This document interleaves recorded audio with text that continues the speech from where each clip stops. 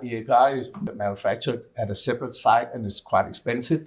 So that was kind of part of that. How can we get the first with kind of less waste?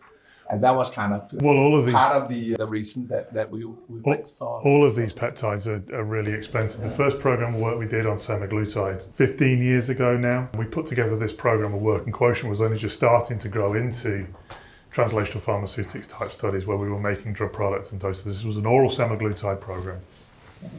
And we were making stuff at incredibly small scale, so we were able to reduce the amount of API. We thought there must be some value in that. So we put together this program of work for Novo. And I think the budget was something like $1.4 million to deliver this entire program of work. We delivered the program and we went off, did the work. It was a different permeation enhancer to the one that's in Rybelsus, right? $1.4 million, no bioavailability whatsoever. That's not good. So we go to Novo Nordisk after the delivery of that study, and we get walked into this meeting room with all of these high-level guys all around us, and we sit down and we expect we're going to get blamed for this. It wasn't us recommending the permeation enhancer, we just delivered the study. We sat down in front of these guys and they said, it's absolutely amazing what you've done, completely fine. And at that point, we just, shoulders drop, we start to relax, everything's fine.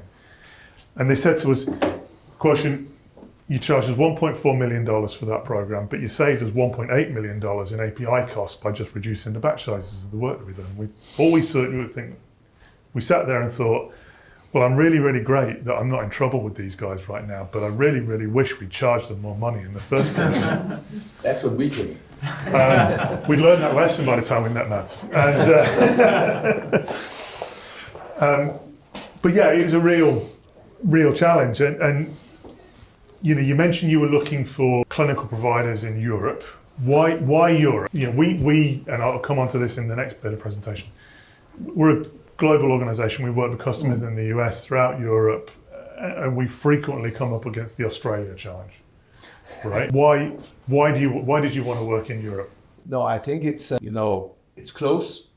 We want somebody in the same time zone, and we were quite few people also. So in that way, we needed to reduce the complexity to the extent possible.